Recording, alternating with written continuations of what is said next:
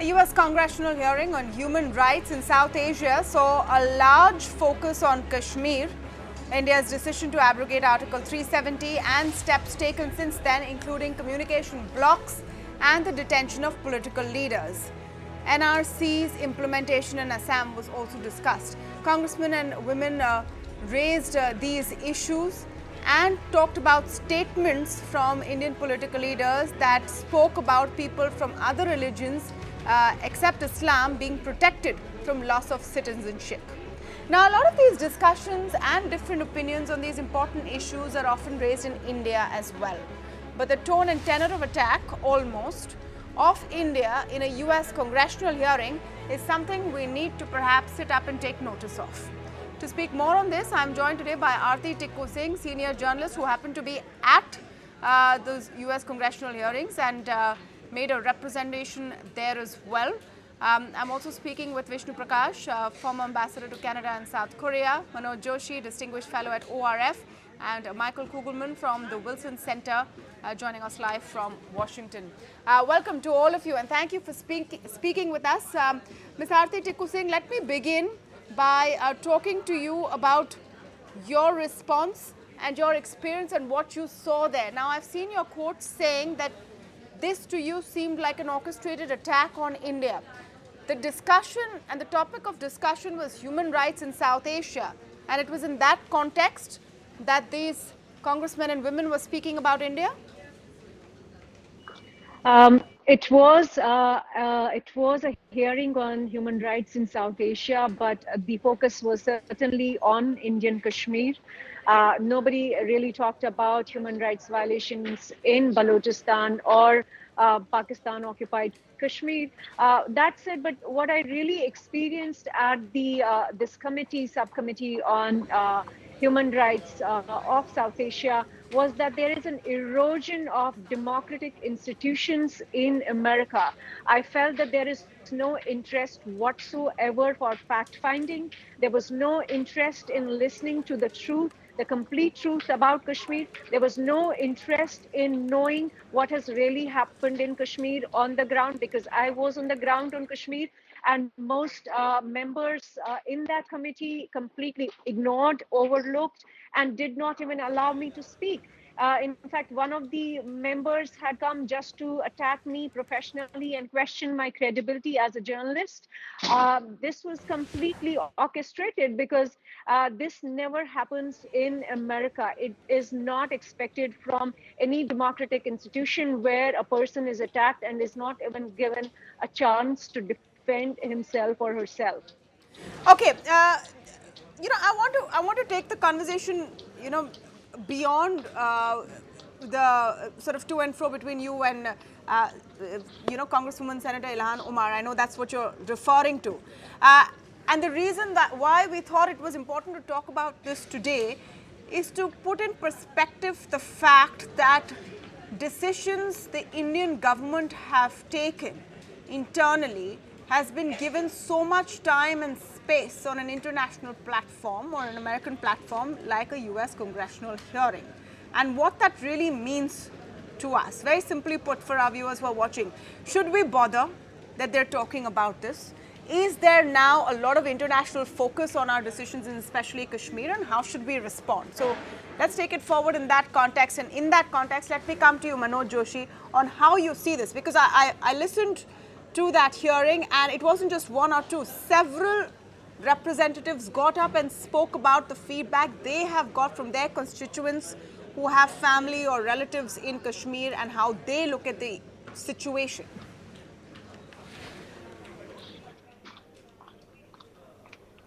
Well, I think, there's nothing to be gained by seeing this as some kind of a grand conspiracy against India. United States use of human rights as an instrument of foreign policy, something which is quite old. It began with the Carter administration in 1979. So human rights and the human rights reports, etc., keep on coming out, and the US State Department has its own reportage on human rights. But the fact of the matter is that we have provided the opportunity to the United States and to the international community to hold hearings like this, because don't forget, Kashmir has had abnormal circumstances since 1989. And I don't recollect, at least in the last 15 years, any such hearings. Now, mind you, there was a lot of violence in this period. There were jihadi attacks, there were terror attacks, there were massacres of Hindus, Kashmiri Pandits. Yet, such hearings didn't take place. The fact that they are taking place now is something we really need to get to the bottom of. But I would not, I repeat, I would not class this as any kind of a conspiracy against India. Okay. Important perspective there, and I'm going to open up the debate as well and get everyone's responses. Can I get in here, please? Aarti, I'll just request you to wait to get a first word from everyone. The way I like to do this, just get an opening comment from all panelists and then open up the debate. I think it's only fair. So definitely I will come back to you. Ambassador Prakash, let me just get your view on how you see all of this panning out. I mean, there are two ways of looking at it. One is that, oh my God, what is the world and what is America thinking about it, about us? And the other is that this is our business. So let's not really care about what they think.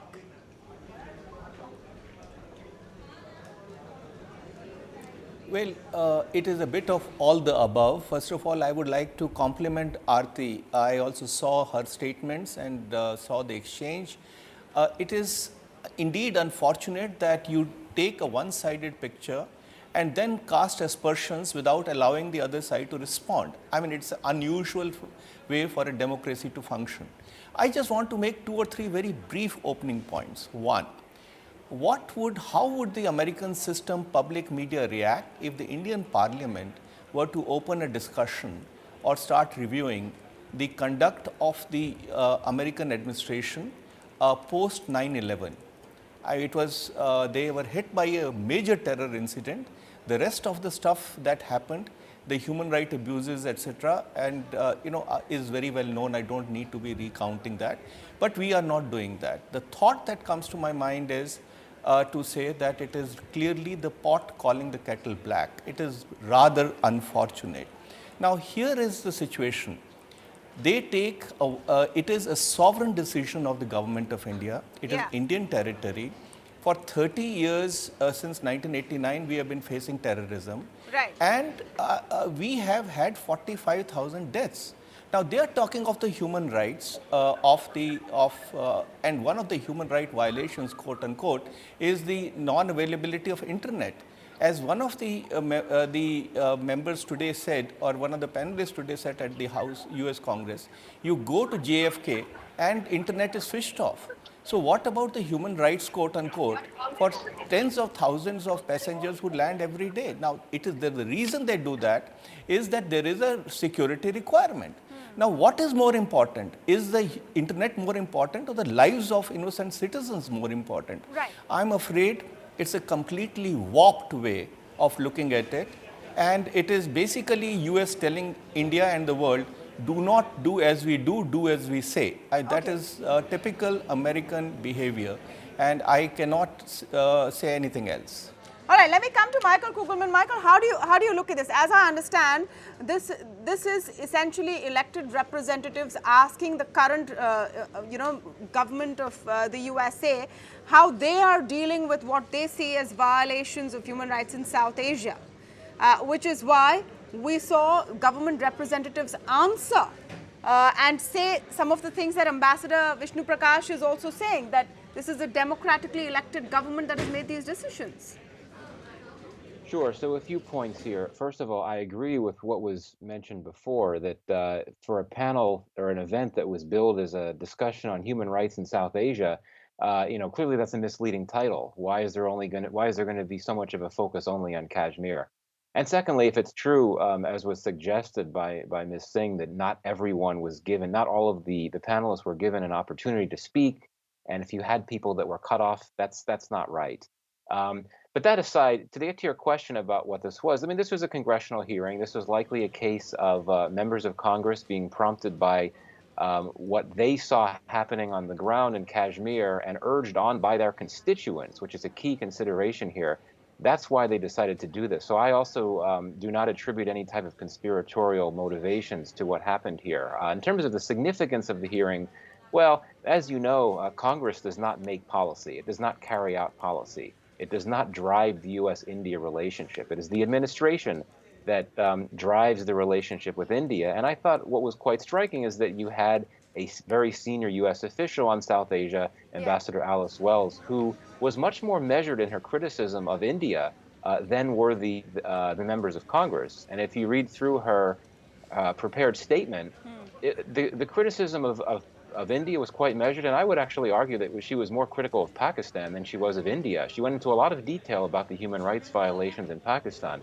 Of course, that's not what came out in the hearing. Those are not the types of questions that were asked by the members of Congress. But bottom line, I don't think we should put too much into the outcome of this hearing. Yeah. My sense is that the U.S.-India relationship is still in a pretty good place. These hearings happen all the time. There have been plenty of hearings about Pakistani human rights violations as well. Okay, so the hearings by themselves are not a big deal, but the question is that all of this spotlight on what the Indian government decides to do in Kashmir, are we comfortable with that? Aarti Tikku Singh, you wanted to respond to a point that Manoj Joshi made earlier. Please go ahead.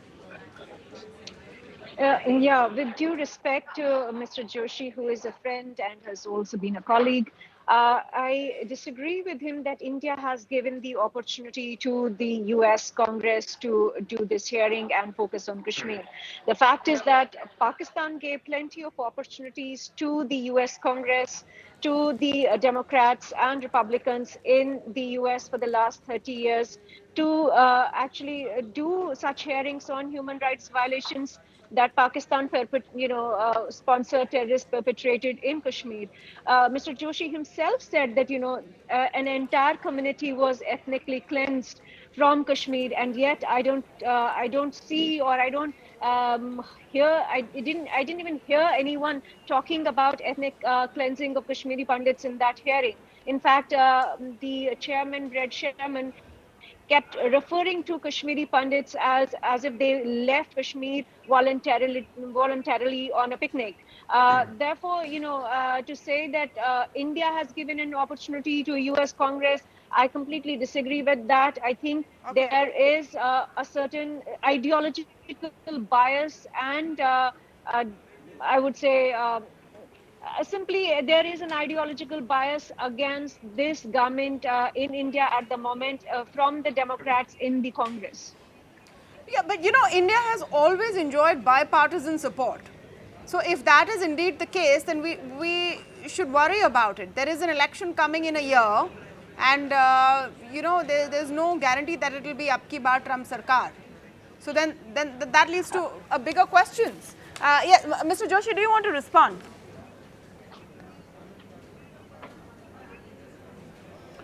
Well, certainly my point is I agree with Mr. Kugelman that we shouldn't get too worked up about US congressional hearings. And I'd like to tell Ambassador Prakash that, the Indian parliamentary committees are welcome to carry out such hearings. But I can assure you that they won't get much traction anywhere. They do have hearings, but unfortunately our system is such that they close those hearings. They don't allow people to speak outside.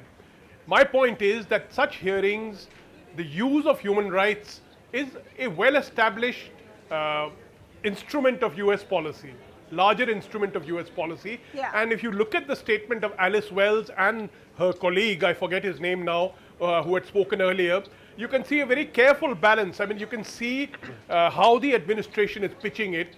Basically, it is a signal that yes, we are supporting you all the way to India, but at the same time, they're also making it very clear that they remain concerned about certain restrictions of freedom, certain issues which need to be cleaned up pretty soon. Now, the point is, tomorrow, if India-US relations decline, you will suddenly see those issues come into salience. The point I'm making is that this is an instrument of US policy.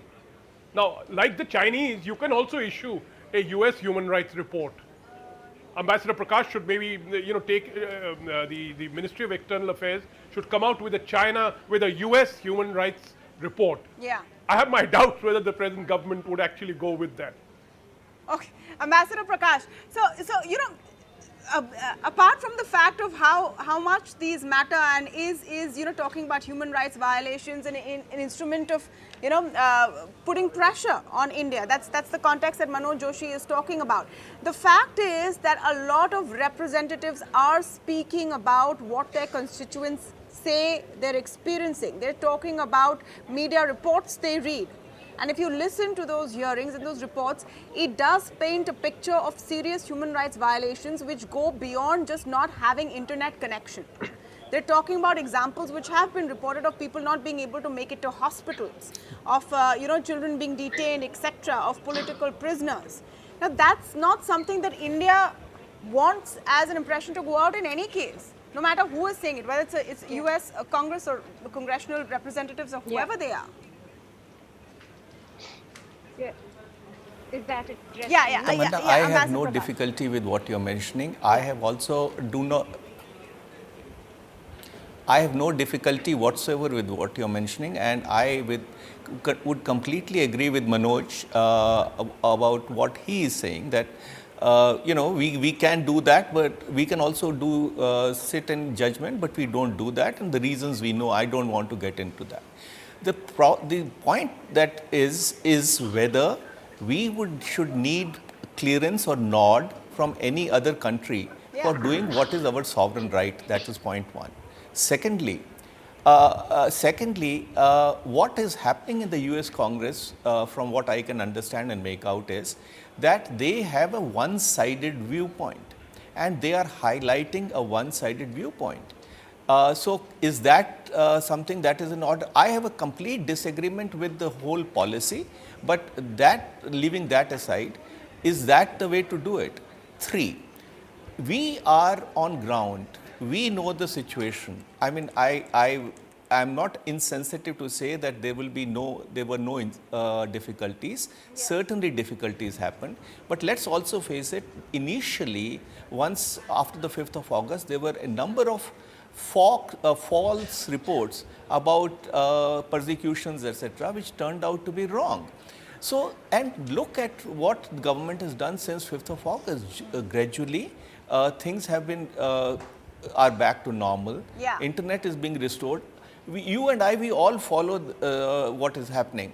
So, the short point is that we had a situation where terrorists were ruling the roost. Pakistan was supporting them. The state was bleeding. Things were happening. And government can ignore that. So the government took steps in the national interest, and in their judgment, whatever was required. Right. Ambassador Prakash, I'm not going into whether this is right or wrong, because let's see how it stands in terms of facts. Precisely. This has been ratified by the Indian Parliament.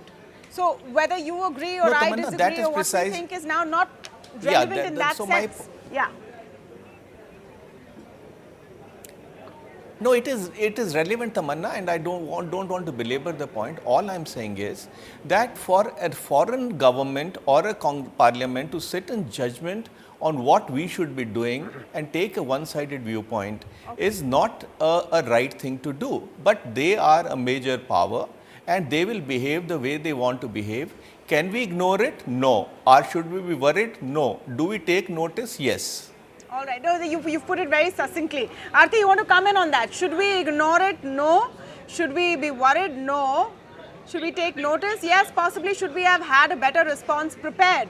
I mean, I'm not too sure about the circumstances of how you found yourself pretty much as the only defense from the Indian side. But could there have been a better response prepared in that case? Do we get a seat at this table? I think I will go with the ambassador. I think he just put it right. I don't think we need to worry, because Kugelman did, I think, made his point very, very well, that this congressional hearing was one of the hearings. This happens all the time. And I also agree with Mr. Joshi that, human rights violations is not just one of the cornerstones of American democracy, but in fact, it is also a major, I would say, institution, even in India. It's not as if the Indian press was not reporting on the blockade. It's not as if I was on the ground. I did write a report on how Eid, for example, in Kashmir was a very sad affair, because the people did not have access to normal festivities.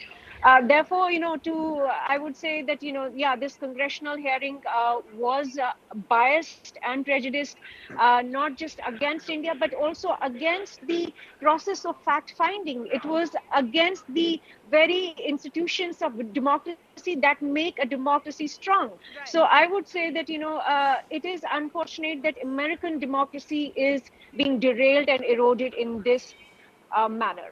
Thanks. Okay, so then now the question is, forget about what these US representatives think about us and what we've done. How do we want to respond, and how do we want to talk about these two specific issues? What do we as a government want to do further from here on? Because at the end of the day, the government is answerable to its own people. We're answerable to ourselves first. And then, let me go down that line. Yes, Ambassador Prakash, both on Kashmir and on NRC. Remember, the Kashmir came up for discussion, NRC, and the implementation came up for discussion. The Citizenship Amendment Bill, which is right now in process, came up for discussion. There was a part of those hearings when, the US government representatives were asked, is the Citizenship Amendment Bill a serious piece of legislation? And he said, yes, to my knowledge it is, but it's still stuck in the upper house. So they're tracking very carefully what we're doing. Do we want to not only be seen to do the right thing, but actually do the right thing?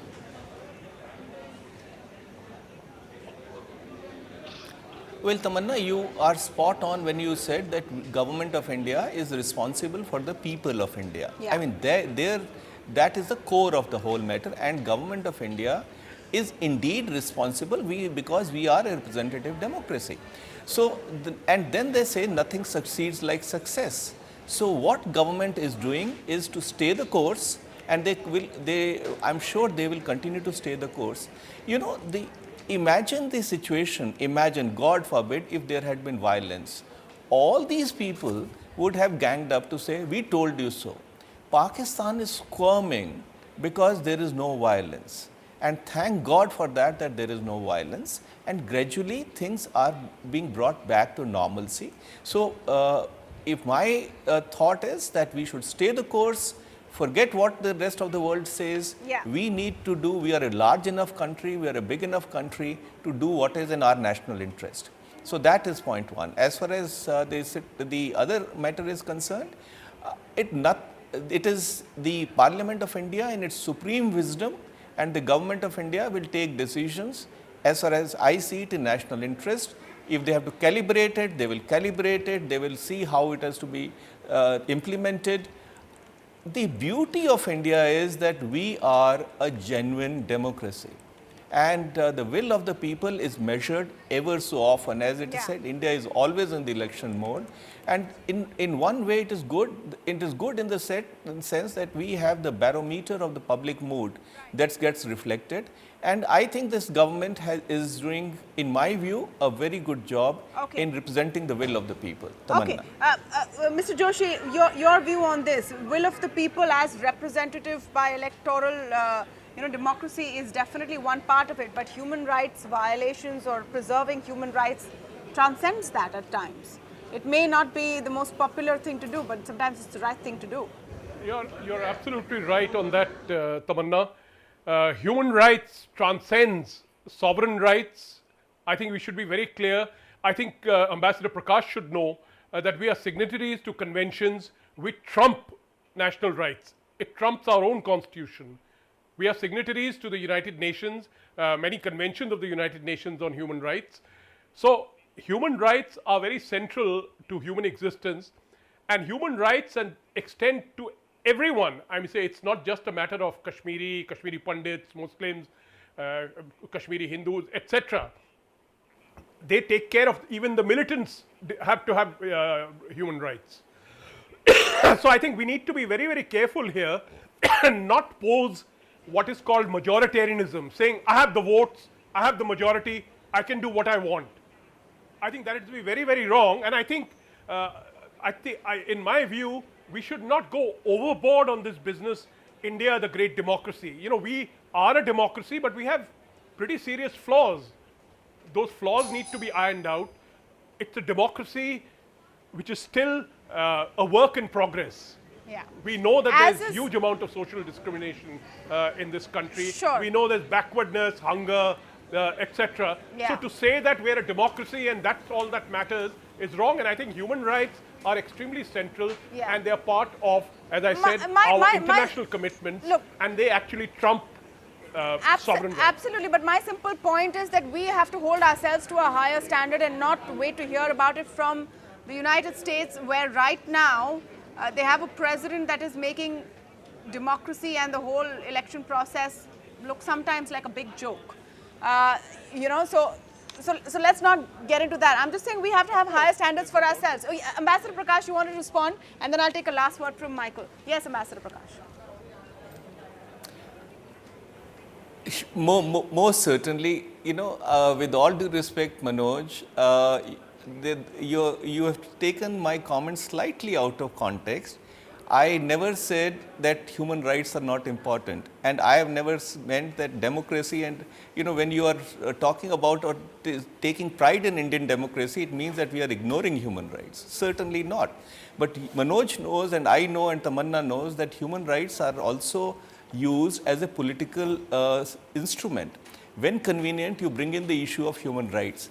I mean, for me, I could be wrong, people would have disagreement. For me, human rights of innocent citizens, of the law enforcement, of the people of a country are as important, if not important, than the human rights of terrorists. No, absolutely. And if I have to sacrifice one, I would rather sacrifice the other.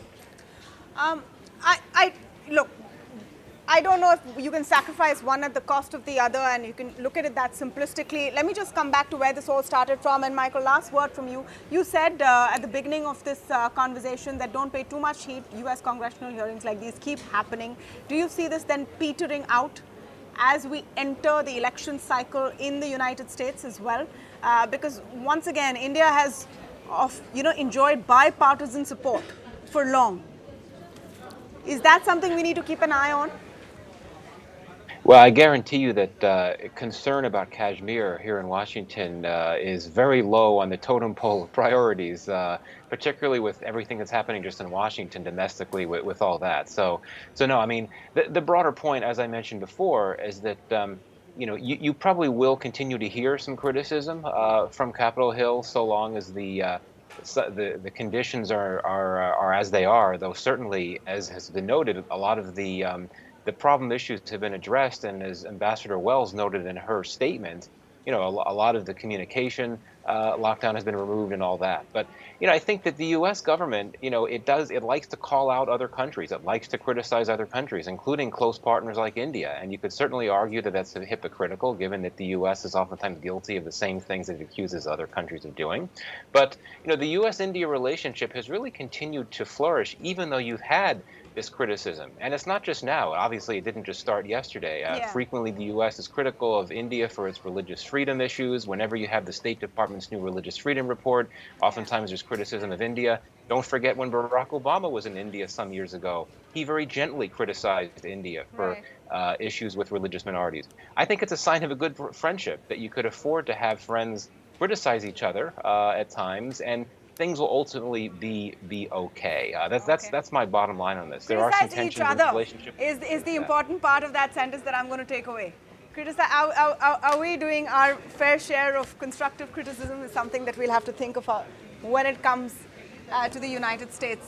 For example, have we said anything about Turkey and Syria? But anyway, that's for a different time.